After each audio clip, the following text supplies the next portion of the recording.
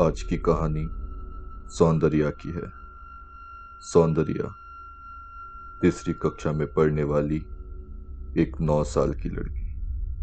हाल ही में उसकी वार्षिक परीक्षा समाप्त हुई थी और वो गर्मियों की छुट्टियों के मजे ले रही थी। सौंदर्या अपने माँ के साथ मुंबई की एक चौल में रहती थी। उसके चौल के अगल बगल दूसरे चौल भी थे और उन सब चौल के बच्चे चौल के सामने वाले एक बड़े मैदान में खेलते थे। उस मैदान के एक कोने में एक घर था।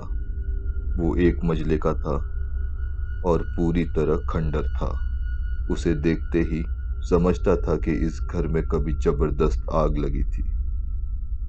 एक दिन सौंदर्या सुबह 9 बजे खेलने के लिए घर से बाहर निकली और वो दौड़ते हुए मैदान में अपने दोस्तों के पास पहुंची। सौंदर्या और उसके दोस्तों ने क्रिकेट खेलने का प्लान बनाया तो सौंदर्या ने अपने दोस्त राजू उससे सवाल किया। राजू भैया, मैं किसकी टीम में हूँ? तो राजू ने कहा, अरे, तेरे को तो हमने किसी टीम में नहीं डाला। एक काम कर, तू अंपायर बन जा। तो सौंदर्या गुस्से में बोली, नहीं भैया, आप हमेशा मुझे अंपायर या फील्डर बना देते हो। प्लीज मुझे भी टीम में डाल दो।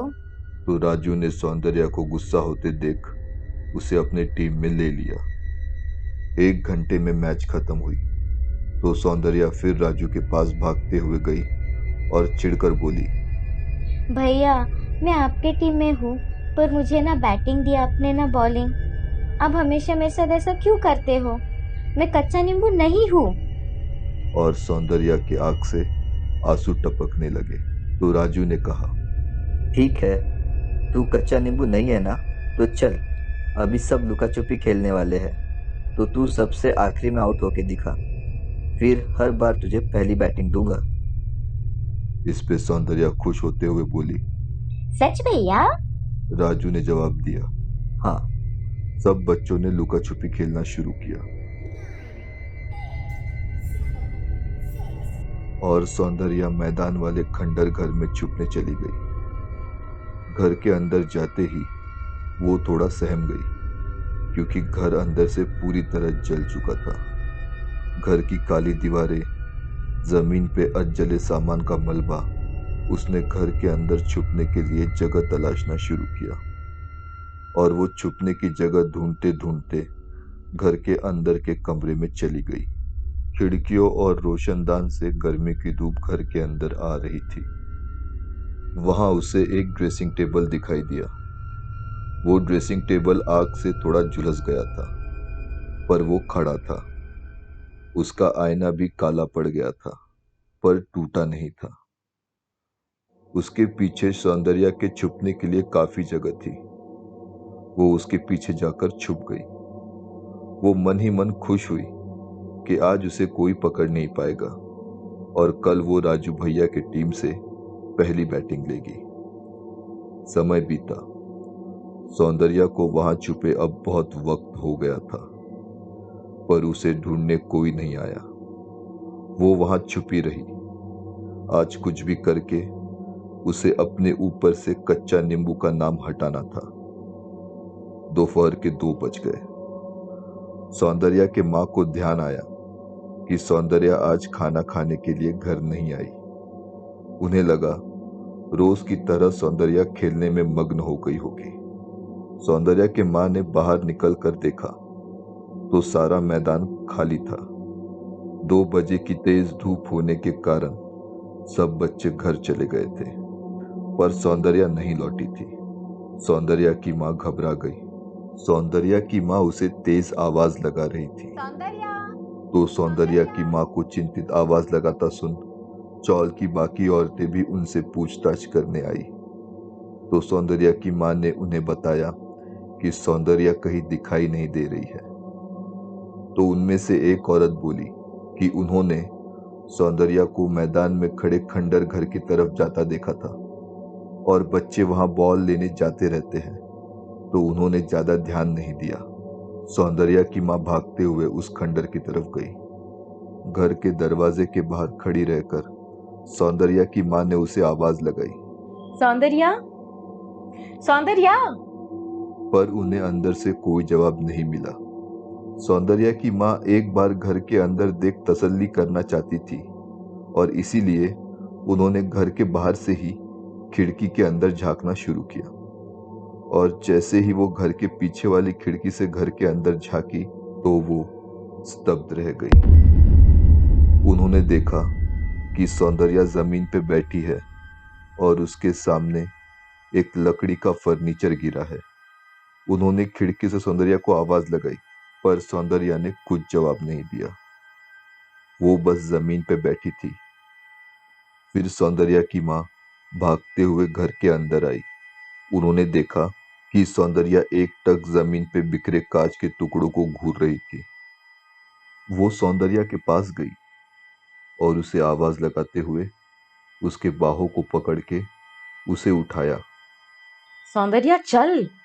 तो सौंदर्या ने झट से उसकी माँ को देखा और सौंदर्या के चेहरे के भाव देख सौंदर्या के माँ के हाथ पांव पर कांटे आ गए।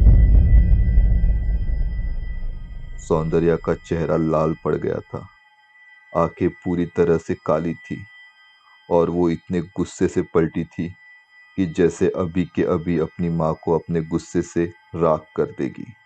ये दृश्य देख सौंदर्या के माँ का दिल रुक सा गया और उन्होंने अपनी आंखें डर से बंद कर ली। फिर सौंदर्या की माँ को सौंदर्या की आवाज आई, माँ। सौंदर्या की माँ ने आंखें खोली तो सौंदर्या सही सलामत उनके सामने खड़ी थी। उन्होंने सौंदर्या से गुस्से में पूछा, तू यहाँ क्या कर रही है और उन कांच के पास क्यों बैठी थी? लग जाता तो। और तुम बच्चों को इस खंडर घर में आने से मना किया था ना? तो सौंदर्या ने जवाब दिया, माँ, मैं लुका छुपी में पकड़े ना जाऊं इसलिए इस ड्रेसिंग टेबल के पीछे छुपी थी। जब बहुत देर तक कोई नहीं आया तो मैं उठी और मेरे बेल्ट में फंस के ये टेबल गिर गया और वो कांच टूट के फैल गया। मुझे कोई डांटेगा तो नहीं ना माँ? ये सुनकर सौंदर्या की माँ ने उसे जोर से पीठ पे मारा और खींचते हुए घर ले गई। सौंदर्या भी पूरे रास्ते रो रही थी। रात हुई और सौंदर्या के घर पे सब सो गए। तभी अचानक सौंदर्या की माँ की आंख खुली और उन्होंने देखा कि सौंदर्या एक मकड़ी की तरह उनके सीधा ऊपर अपने हाथ और पैरों के पंजों के बल चिपकी है और उसका चेहरा सीधा उनकी तरफ है और आंखें उनको ही घूर रही है। सौंदर्या का चेहरा लाल और आंखें पूरी तरह काली थी। बहुत भयानक दृश्य था वो। सौंदर्या की माँ झट से उठी और रूम की लाइट ऑन करनी पड़ी और तभी उन्होंने देखा कि सौंदर्या एकदम रफ्तार से मकड़ी की तरह दीवार पे रेंगते हुए उनकी तरफ भागी और जैसे उन्होंने लाइट शुरू करने के लिए अपना ध्यान सौंदर्या से हटाया और लाइट ऑन किया, उन्होंने पाया कि सौंदर्या बेड पे शांति से सोई है। सौंदर्या की माँ को कुछ समझ नहीं आ रहा था। वो डर से थर्रा उठी थी और उनकी सांसें भी फूल रही थी। वो जैसे तैसे फिर सौंदर्या के पास गई, घर में चारों तरफ नजर दौड़ाई, फिर हुई घटना को सपना मानकर लेट गई, पर उन्हें रात भर नींद नहीं आई। सुबह के कुछ 4-5 बजे सौंदर्या के माँ की आंख लगी। कुछ 2 घंटे बाद बाहर होने वाले शोर से उनकी नींद टूटी। वो झट से उठी और उन्होंने सौंदर्या को देखा। सौंदर्या उनके बगल नहीं थी। तभी पड़ोस की एक औरत दरवाजे पे आके बोली, अरे सौंदर्या की माँ, जल्दी बाहर आओ। ये सौंदर्या ऐसा क्यों कर रही है? बच्ची पे थोड़ा ध्यान दो। सौंदर्या की माँ उठी और घर के बाहर आई। चौल के पास वाले नाके पे उन्हें बहुत भीड़ दिखाई दी। उन्हें कुछ समझ नहीं आ रहा था कि हो क्या रहा है। वो भाग के उस भीड़ के पास गई। वो भीड़ से रास्ता निकालते निकालते आगे बढ़ी। दूर से ही उनको कुछ ऐसा दिखा जिससे एक पल के लिए वो दंग रह गई।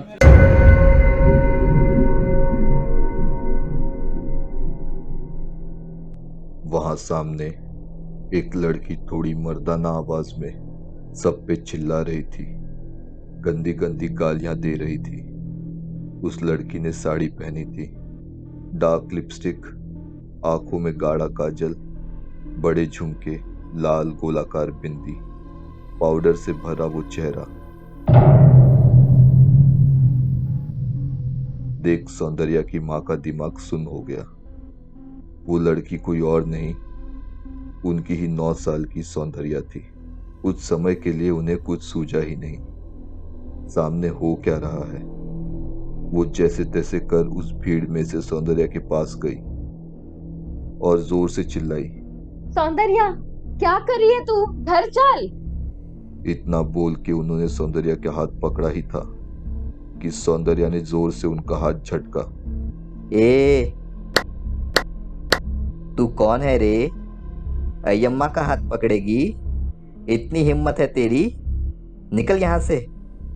और तुम सब जल्द से जल्द यहाँ से कल्टी मारो। कभी किन्नर नहीं देखा क्या? चलो निकलो यहाँ से, सबको बद्दुआ देंगी मैं। सौंदर्या की माँ ने जोर से झापड़ मारा। इस पे सौंदर्या तिलमिला गई। सौंदर्या के माँ के कहने पर उनके पड़ोसियों ने सौंदर्या को पकड़ा। सौंदर्या झटपटाने लगी। ए, छोड़ो मेरे को। ए, छोड़ो। तुमको मरने से डर नहीं लगता?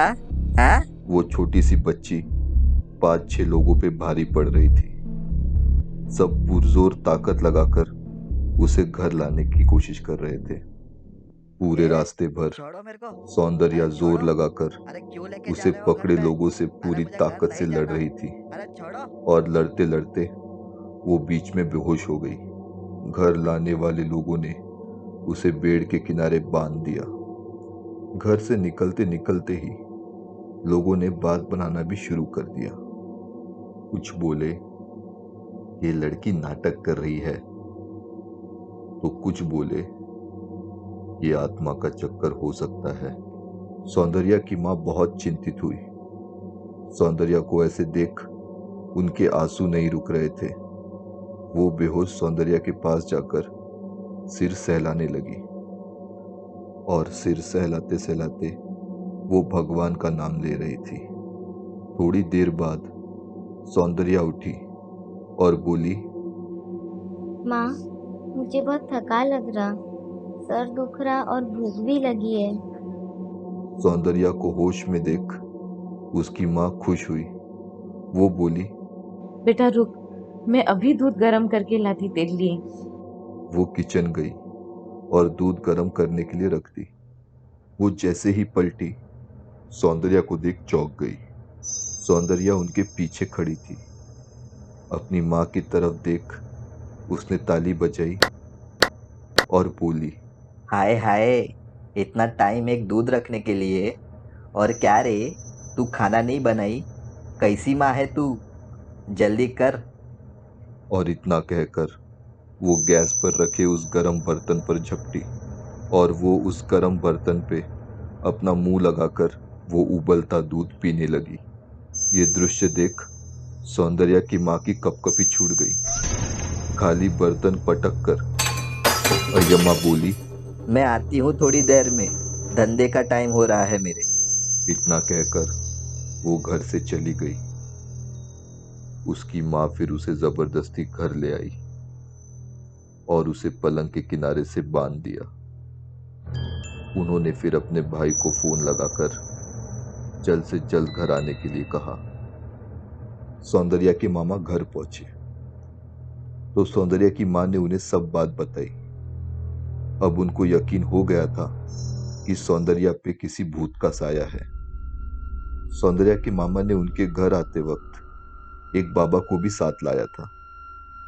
उस बाबा के घर में पैर रखते ही सौंदर्या तिलमिला उठी। निकल जाओ यहाँ से। बाबा ने अपनी थैली से एक अंगारा निकाला और सौंदर्या के सर पे लगाया तो सौंदर्या गुस्से से आग बबूला हो उठी। बाबा ने पूछा, बता तू कौन है? क्यों इस छोटी सी बच्ची को पकड़ रखा है तूने? उस पे अय्यम्मा बोली, अय्यम्मा को डराने की कोशिश कर रहा है।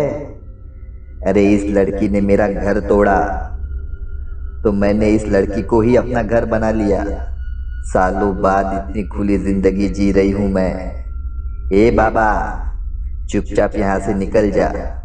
मुझ किन्नर को औरत का शरीर चाहिए था और वो मुझे मिल गया। अब अय्यम्मा यहीं रहेंगी, इसी घर में, इसी शरीर में। ये बात सुन सौंदर्या की माँ जोर जोर से अपने सर पे हाथ मारते हुए रोने लगी। बाबा ने मंत्रों का जाप शुरू किया और अय्यम्मा भी मंत्र सुन चिल्लाने लगी। थोड़ा समय बीता पर बाबा के मंत्रों से और कई कोशिशों के बाद भी अय्यम्मा सौंदर्या का शरीर नहीं छोड़ रही थी। फिर बाबा ने हवन जलाया और अय्यम्मा से बोले, छोटी बच्ची को देख, मैं इस विधि को टाल रहा था पर मुझे लगता है अब इसके अलावा तू बच्ची को छोड़ेगी ही नहीं। फिर उन्होंने अपने झोली से कुछ अलग तरह की हवन सामग्री निकाली और उसे हवन में डालकर मंत्रों के उच्चारण को और तेज कर दिया। वो मंत्र सुन अय्यम्मा छत की तरफ देख जोर से चिल्लाने लगी, मानो अभी उसकी चीख छत फाड़ देगी। बाबा के बोले जा रहे मंत्रों से सौंदर्या को इतनी पीड़ा हो रही थी कि उसका शरीर पूरी तरह तन गया और सफेद पड़ गया था। उसके शरीर की एक एक नस काली पड़ गई थी। वो छत की तरफ देख लगातार चिल्ला ही रही थी कि अचानक एक काला साया सौंदर्या के शरीर से बड़ी रफ्तार में उसके सर से निकलकर छत के आर पार हुआ और सौंदर्या पलंग के किनारे ही बेहोश हो गई। सौंदर्या की माँ भागकर उसके पास गई और उसे सीने से लगाकर रोने लगी। बाबा ने कहा, अब ये ठीक है, इसका ख्याल रखना। थोड़ी कमजोरी होगी कुछ दिन, क्योंकि प्रेत निकलते वक्त शरीर से सारी शक्ति निचोड़ कर ले जाता है, पर कुछ दिन में ये ठीक हो जाएगी। 1 महीना बीता। सौंदर्या खेलने मैदान गई। राजू भी इतने दिन बाद सौंदर्या को देख खुश हुआ और उसे पहली बैटिंग दी। सौंदर्या भी बैट हाथ में ले उछल पड़ी और राजू को थैंक यू भैया कहा। बॉलर ने सौंदर्या की तरफ बॉल फेंका और सौंदर्या ने एक जोर से 6 मारा। राजू सौंदर्या को 6 मारता देख चौंक गया और उसने सौंदर्या से सवाल किया, सौंदर्या, तू प्लेयर कब बन गई? सौंदर्या ने जवाब दिया, अय्यम्मा तो गावस्कर के जमाने की प्लेयर है।